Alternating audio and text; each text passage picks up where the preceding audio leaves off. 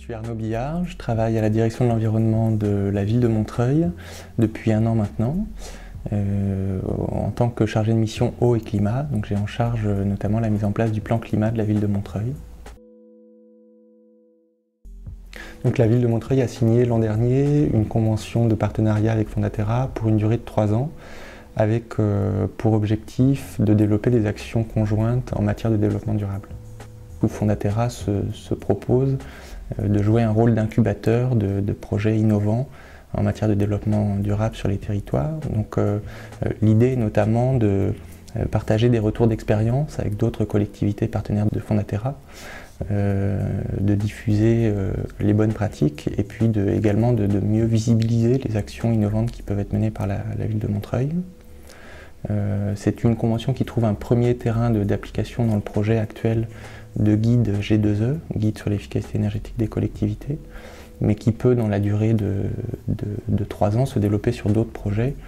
Je pense notamment à un projet d'écoquartier que mène la ville de Montreuil, un projet tout à fait ambitieux, d'un écoquartier sur un territoire de plus de 200 hectares, donc presque un quart du territoire de Montreuil.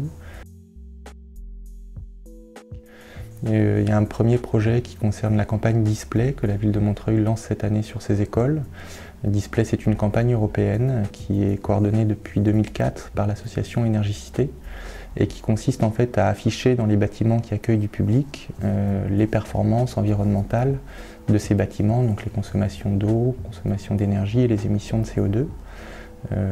Ce qui renvoie bien sûr à l'affichage réglementaire du DPE, mais avec l'idée, dans le cadre de la campagne Display, de mobiliser autour de cet affichage tout un processus d'accompagnement pédagogique et de sensibilisation des usagers aux économies d'énergie. La ville mène également des projets sur la maîtrise des consommations de carburant de ses flottes de véhicules, avec la mise en place l'an dernier d'une flotte de vélos à assistance électrique et un plan de formation qui débutera cette année pour former les utilisateurs de ces véhicules à l'éco-conduite. Donc voilà, ce sont quelques actions que la ville pourra communiquer. Il y en aura probablement d'autres dans la suite, puisque le guide Fondaterra a vocation à s'étoffer au fur et à mesure des années.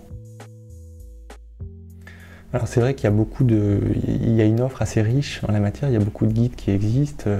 Amorce par exemple a édité un guide tout à fait pertinent sur l'efficacité énergétique des bâtiments, l'ADEME a une offre aussi régulière de guides en la matière. Et puis on a par ailleurs des réseaux d'échanges entre collectivités sur ces questions. La mailing list par exemple de l'association Énergicité qui est très active, un groupe de travail énergie de l'AITF, l'Association des ingénieurs territoriaux de France. Donc on ne peut pas dire qu'on manque de réseaux ou de guides. Par contre, je pense que la plus-value de l'approche Fondaterra, c'est de proposer quelque chose qui soit justement à la croisée d'un guide et d'une mise en réseau.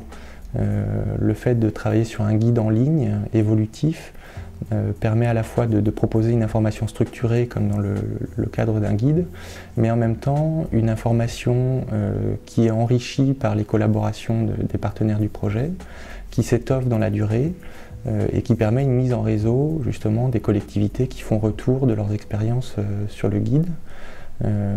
Donc quelque chose qu'on n'a pas dans les formats plus traditionnels.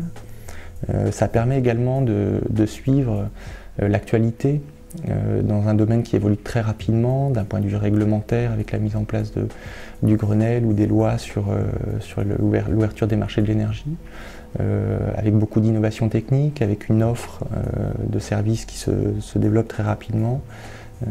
Et donc le fait d'avoir un guide qui puisse être actualisé régulièrement, c'est également un atout. Et je pense qu'il y a un autre atout de ce guide, c'est d'être sur une approche très complète, avec d'un côté une entrée méthodologie de projet, management de projet, qui permet à une collectivité qui débuterait en la matière d'avoir toute la structure par étape sur comment monter un projet d'efficacité énergétique, comment le dimensionner, qui associer en interne, quelles orientations donner au niveau politique et au niveau de l'administration.